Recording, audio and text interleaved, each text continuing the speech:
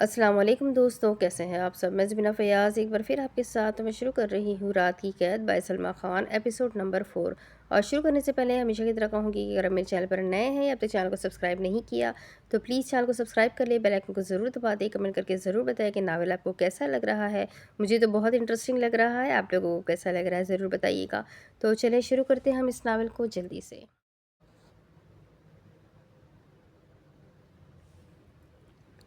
जब अगले ही पल अचानक उसके कान के करीब किसी की सांसों की गर्म लहरें टकराई। मैंने कहा था ना, मुझ पर भी भरोसा मत करना, वही आवाज़। मगर इस बार बिल्कुल उसके पीछे से जमन का पूरा वजूद सुन हो गया। उसने लरसते हाथों से पीछे मुड़कर देखा, मगर वहाँ कोई नहीं था। ज़मीन पर महावीर अभी भी बैठा था, खिलौनों को आपस में टकराकर बच्चों की तरह हंस रहा था। मगर अगले ही लम्हे उसने गर्दन उठाकर सीधा जमल की आंखों में देखा, और उसकी आंखों में वही संजीदगी, वही खतरनाक चमक वापस आ चुकी थी। गेम शुरू हो चुकी है जमल। और फिर वो ज़ोर ज़ोर से तालियां बजाकर हंसने लगा। जमल का दिल जैसे सीने में धड़कना भूल गया था। गेम? कौन सी गेम और कौन खेल रहा था?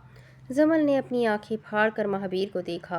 वो हैरान थी, खौफजदा थी, मगर वो जानती थी कि कुछ गलत है।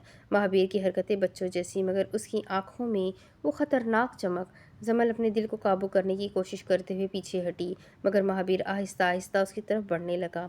चलो खाना खाते हैं, महावीर ने मासूमियत से कहा, मगर उसके लहजे में कोई ऐसी संजीदगी छुपी थी जो जमल को डरा रही थी। जमल ने सर हिलाकर इनकार कर दिया। मैं नहीं, आप अकेले जाएं। लेकिन महावीर ने उसका हाथ पकड़ लिया, और उसके जिस्म पर ऐसा असर हुआ जैसे उसने किसी सख्त पत्थर को हाथ लगाया हो। अब तुम मेरा हाथ खुद थामो। उसकी आवाज़ में कोई पागलपन नहीं था, बल्कि एक संजीदगी थी। वो तो अभी तक मुजस्समा बनी बस उसे ही देख रही थी। जब होश आया तो महावीर ने उसकी तरफ हाथ बढ़ाया था। उसने हिचकिचाते हुए उसका हाथ थाम लिया था। जमल ने महावीर का हाथ थामे रखा, दिल धड़क रहा था और सांसें बेकाबू हो रही थीं। महावीर ने नर्म लेकिन संजीदा लहजे में कहा, चलो तुम्हारे लिए नाश्ता तैयार है। जमल ने सर हिलाकर कहा, मैं ठीक हूँ बस। वो आहिस्ता आहिस्ता बेडरूम से नीचे की तरफ चले। हर कदम पर जमल की आंखें इर्द गिर्द के हर मंजर का जायजा ले रही थी। नीचे ड्राइंग रूम में शाहताज बेगम, उनके शौहर, चची, चचा, हया, आरजू और हान सफ़ान पहले से मौजूद थे। चेहरे पर परेशानी और हल्की फिक्र के आसार थे। यूसुफ डाइनिंग टेबल की सीट से उठा और हल्की मुस्कुराहट के साथ कहा, भाभी जी सब ठीक है, आप परेशान लग रही है। जमल ने सर हिलाया, मगर कुछ कह नहीं पाई। दिल में खौफ और हैरत दोनों एक साथ थे। महावीर ने बच्चों की तरह हंसते हुए कहा, अरे आराम से, ये खाना खुद ब खुद नहीं आएगा, हमें डाइनिंग टेबल तक चलना होगा। वो बच्चों की तरह उसका हाथ पकड़े उसके साथ चलता जा रहा था। शाहताज बेगम ने जमल को देखकर पूछा, बेटा तुम इतनी देर ऊपर क्या कर रही थी, कुछ हुआ? उन्हें ये बात मालूम थी कि जमल को कुछ भी नहीं पता, और कल उन्हें यही खौफ था कि उसे जब ये सब कुछ पता चलेगा तो वो क्या करेगी। मगर पूरी रात खामोशी के साथ गुजर गई, मगर सुबह उसे यूँ डरा हुआ देखकर उन्हें महसूस हो चुका था कि कुछ तो हुआ है। जमल ने फ़ौरन जवाब दिया, नहीं सब ठीक है।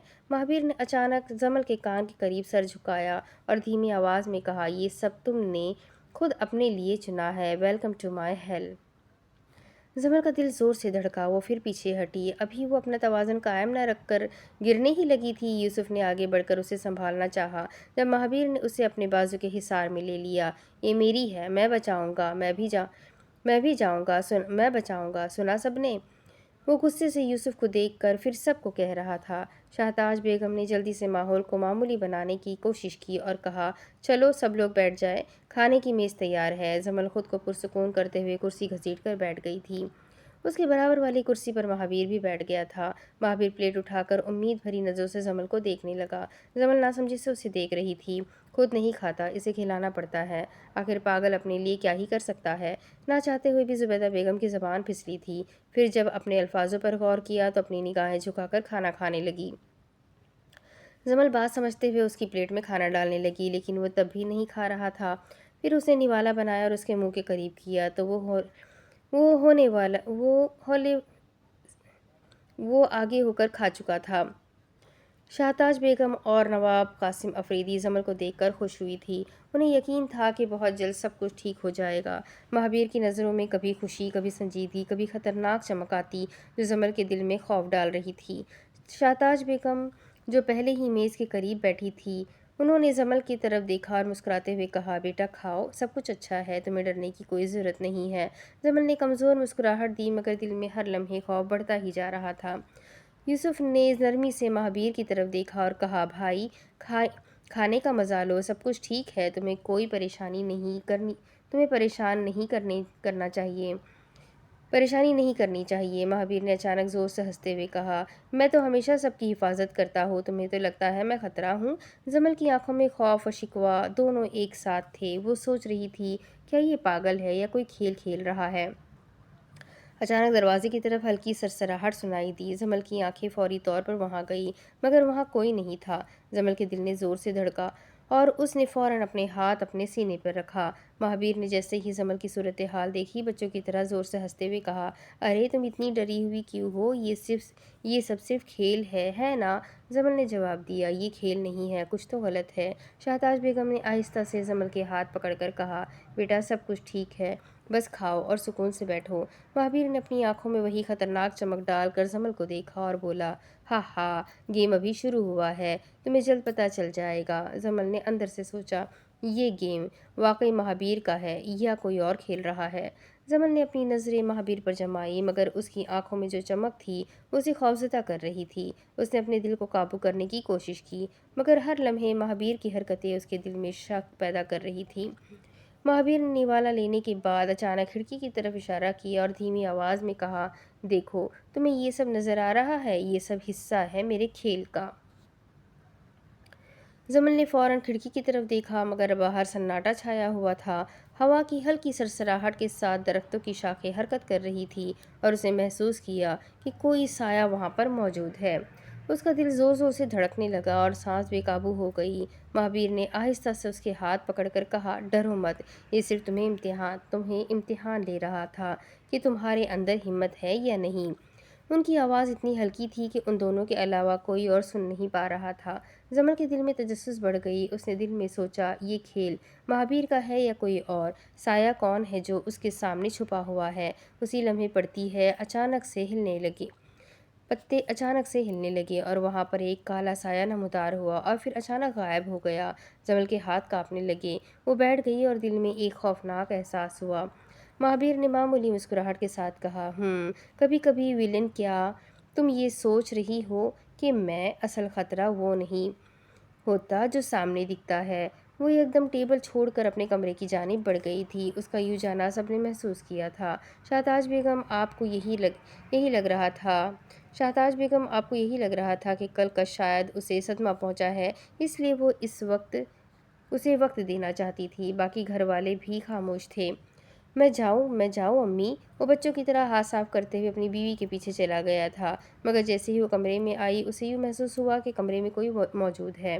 اس نے دروازہ کھولا تو اس کی آنکھوں کے سامنے سے کوئی چیز اوجھل ہو گئی اور خوف اس کے اندر ڈیرے جما چکا تھا۔ جمل نے اپنی نظریں پوری طرح کمرے میں گھما کر دیکھا مگر کچھ بھی واضح نہیں تھا۔ پردے چیک کیے۔ مہابیر جو کمرے میں آ چکا تھا اب اسے دیکھتا رہا اور پھر اس کے قریب آیا۔ مہابیر نے کھڑکی کی طرف اشارہ کیا اور کہا، یہ گیم ابھی شروع ہے جمل، تمہارے سامنے اور بھی بہت کچھ آنے والا ہے۔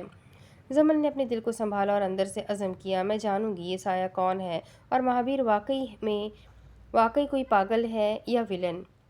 چند لمحوں کی خاموشی کے بعد دروازے پر ہلکی سی کھڑکھڑاہٹ سنائی دی۔ جمل کی نظریں فوراً دروازے کی طرف جمیں مگر دروازہ بند تھا۔ مہابیر نے بچوں جیسی معصومیت سے ہنستے ہوئے کہا، یہ کھیل تمہارے لیے آسان نہیں ہونے والا، ہر قدم پر تمہیں سوچنا پڑے گا کس پر بھروسہ کرنا ہے اور کس سے بچنا ہے۔ جمل کے دل نے زور سے دھڑکا۔ اس نے محسوس کیا کہ گھر میں ہر شخص کے چہرے پر کچھ چھپا ہوا ہے اور اب اسے یقین ہو گیا تھا کہ کسی کے ہاتھوں یہ کھیل چل رہا ہے اور مہابیر صرف ایک حصہ ہے۔ مہابیر اچانک اٹھا اور جمل کے قریب آیا، دھیمی آواز میں کہا، یہ سب تمہارے لیے، تم دیکھو گی، تم سمجھو گی، لیکن ابھی وقت نہیں، ابھی وہ وقت آیا ہی نہیں ہے کہ تمہارے سامنے سب کچھ کھل کے آئے، لیکن آہستہ آہستہ کر کے تم حقیقت کے قریب پہنچتی جاؤ گی۔